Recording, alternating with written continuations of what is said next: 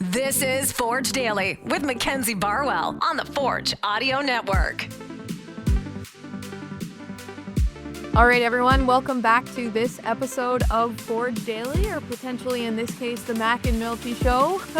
I am back the same week. I checked in on Wednesday, but we've got a few other things to talk about, and joining me today is my good friend Steve Milton. Mac, I didn't know if we get one of these in before Christmas/New Year's. So best of the season to you.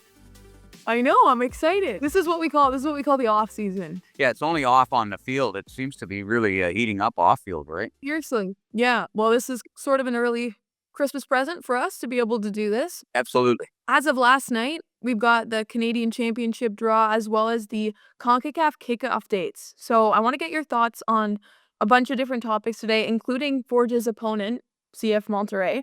But let's begin with the dates, because we now know that Forge are hosting Monterrey, the first round, on February 5th, and then they will go to Mexico 6 days later on the 11th. So if you're Forge, what do you think of that? First, just a little background music here. The true fans, the hardcore fans, will know, of course, that there are two windows for Concacaf Champions Cup. You can play in the first window, which is the first week, essentially, of February, or you can play in the second window, which is about 2 weeks later. Last year, and actually both other times they played, I think they played in the first window. I was kind of expecting the second window this time, and I'm wondering if Forge might have liked that too. They've got a number, as people who follow the team closely know, there's a lot of unsigned players. They really only have half a dozen, or maybe around 10 when you count the developmental contracts, players under control at the moment. And so they got players to renew and all of those kinds of things. I mean, they're going to get them done. They're going to get the players they want, they think, done, and then they're going to have to go out and get some other players. I just think a little bit of time would help them. And it's not about February. It's not being ready for February. It's about being ready for training camp, because this puts training camp, this gives them a really short off season. Now, their off season will be 2 weeks shorter than it could have been if they got the back end. They'll come in about 5 weeks before they're supposed to play, and they play the first game is at home, and the second game, of course, will be in Monterrey 6 days later.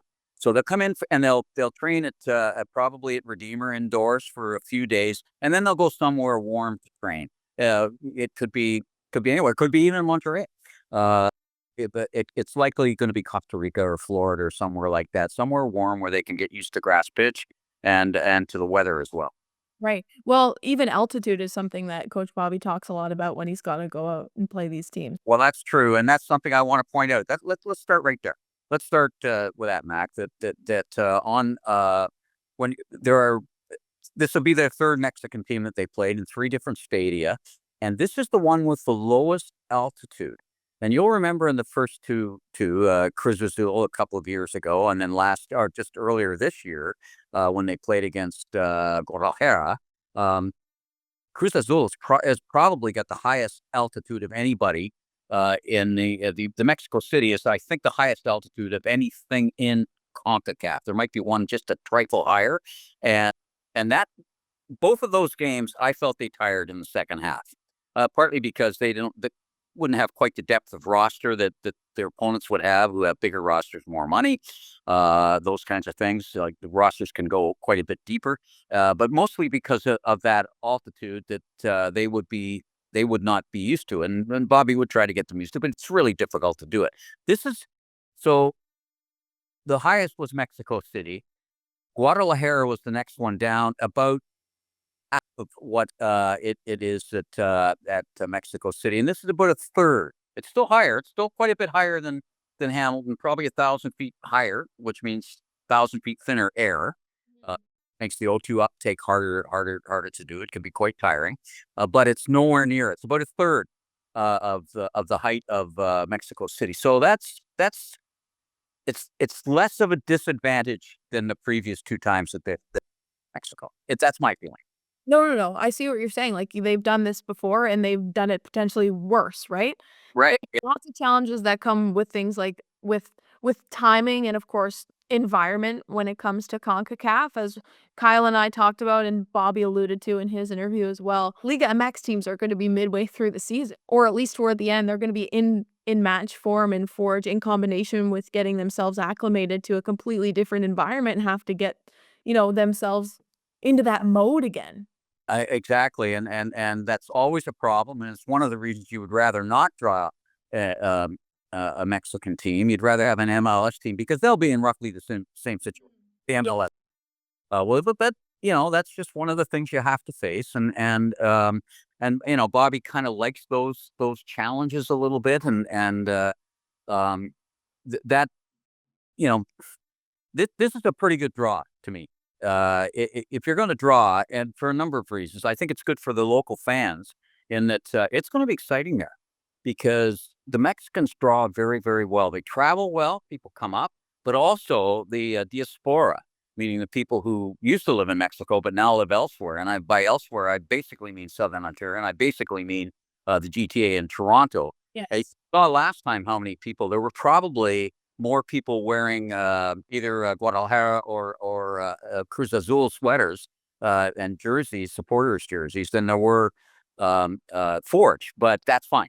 As long as you get people in the stadium, it can be exciting. But what I'm saying is to the casual fan, this is really good. Come on out for this because it's pretty exciting. Like they really turn it into something. It's a little more of a festival, even in this cold weather.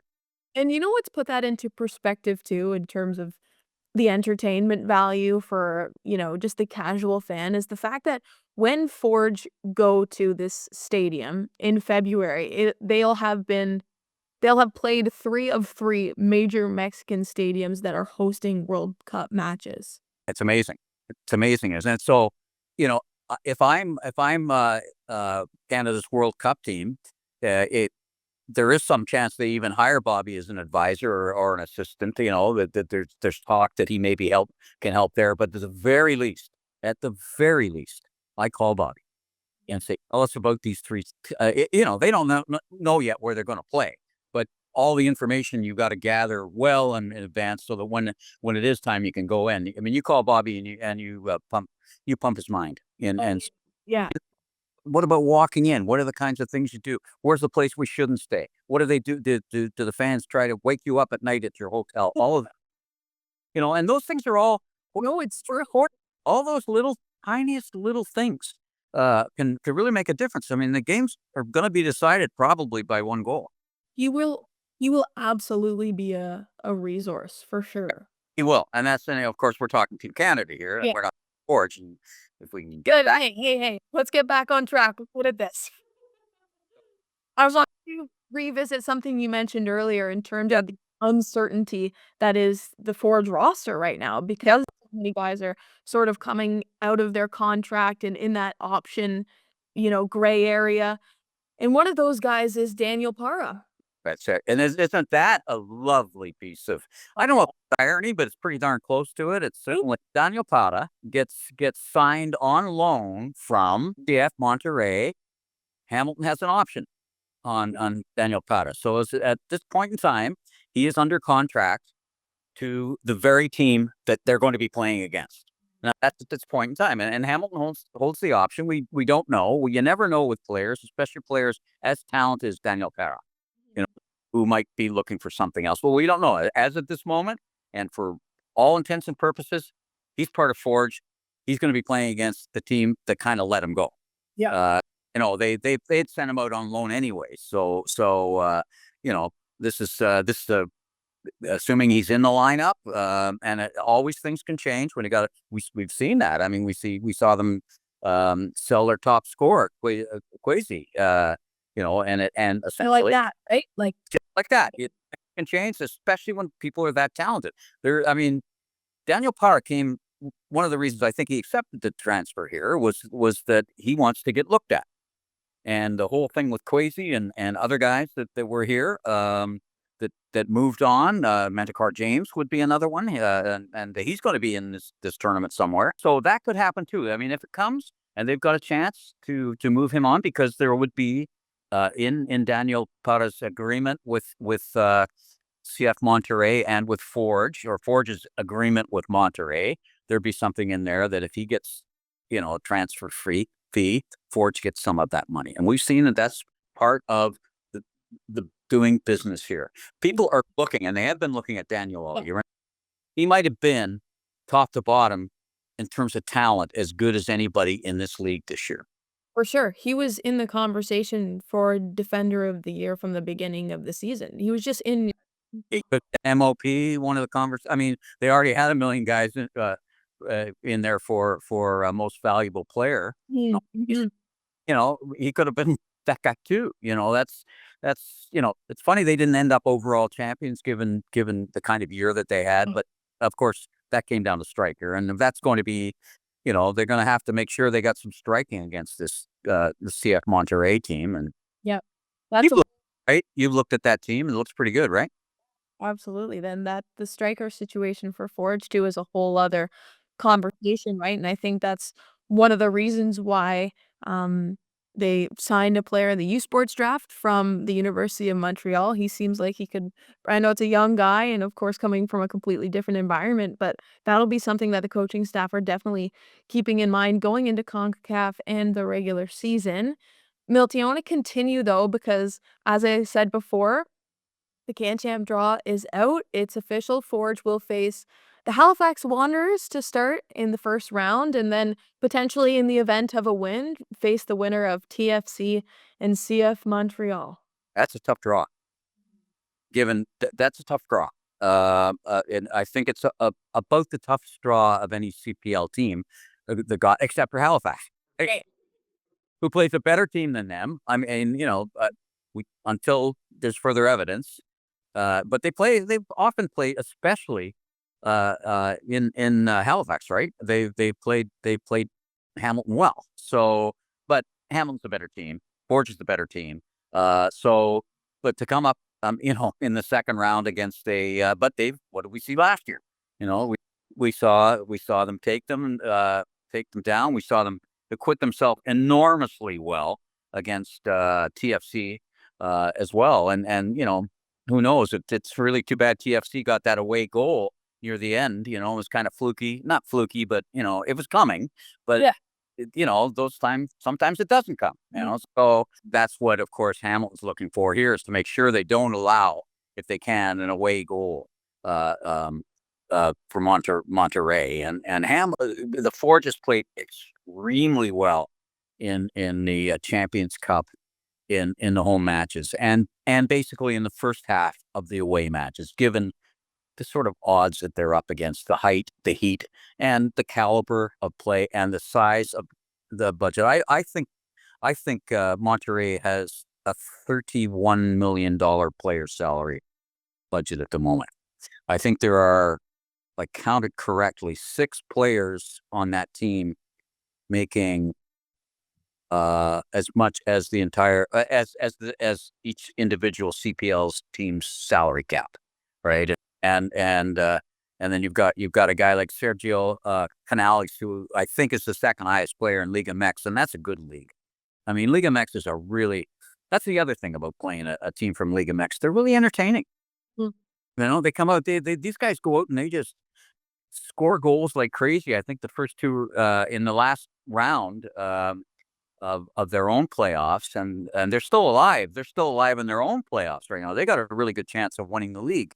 They're down to the final 2 right now. They lost last night 2-1, but on the road against a Club America, another Mexican team. They are the only 2 surviving teams in the Liga MX. Is like many leagues in this half of the world. They split into a first half and a second half, and they're individual championships. What they're called the Clausura, which is the end of the second half, and the Apertura. So the Apertura is ending now, and they're down to the final 2 teams. They played last night, and I think they play again on Sunday, but it's at home for Monterrey, and they already have an away goal. So if they basically win 1-0, they are the league champions again, and they won the Clausura just a year or 2 ago. So this team is good. They score a ton of goals. Yeah, no, I appreciate the context, Melty, because I think we hear a lot of these words and being in the North American soccer landscape, it's sometimes hard to piece together all these different competitions and stuff. But to your point about just the entertainment value in Liga MX, I think having Daniel Parra on loan is a complete testament to, the kind of style of play that they have. Like, Danny is a naturally attacking defender. He's so good on the ball. He's not afraid to take guys one-on-one. So when I saw the CF Monterrey draw, I just kind of envisioned, okay, we got a bunch of Daniel Parras on our hands, and that is not a good thing. That's absolutely true. And there's some names there that people will recognize.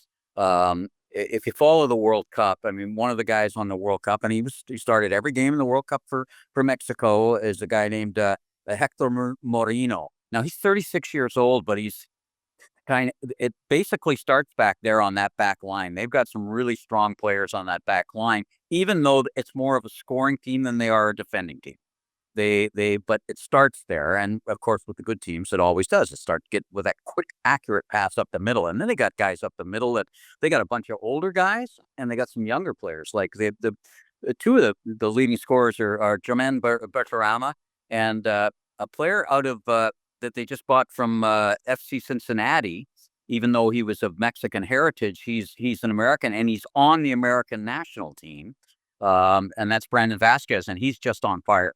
Yeah, all of these names sound familiar, and I'm sure Really big names, and people, as we get closer, we'll be detailing who these people are, because they're just, I think it's just great to come out and see these things. Yeah, maybe everybody wanted to see Messi come in, but let's remember this: if they'd got Inter Miami, if they'd drawn Inter Miami, Messi wasn't going to be playing here in February. I mean, let's put this. These guys are going to at the top guys, and they're really good. And remember, these, I think they defeated Inter.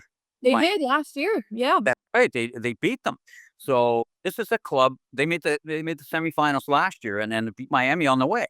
Or made the finals last year, and they beat Miami on the way, and they handled them well, and they defended Messi extremely well. So this is a really, really good club. It's a real challenge. The other thing is, and you talked about the stadium, Mac. They are the only team in the league that is drawing 40,000 or more. There's a lot of features based on Wembley Stadium, and they draw 40. I think their average this year was 41,000.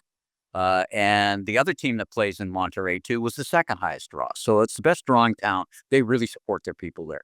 Wow. You alluded to it a second ago too, the fact that this team will come to Hamilton and play there right in the middle of February. It's cold, and Coach Bobby said that too in his interview. This is the toughest environment to play in. We could talk about heat and altitude, but these teams are not used to the snow falling or, the kind of air that you feel, especially the wind at Tim Hortons Field.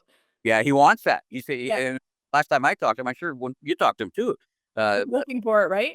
Give me the cold. Give me the cold. Give me the cold. It didn't work the first two times. Maybe third time's the charm. Yeah. All right, Milty. Thank you so much for joining me today. I'm glad, as we talked about, a little early Christmas gift, if you will. All right, and to everybody who's watching us, best to the holidays to you, and thanks for sticking with us all year. It's been great. And we've enjoyed making it. I hope you've enjoyed listening to it. This has been Forge Daily with Mackenzie Barwell. If you like what you heard, please like, follow, subscribe, comment, and share.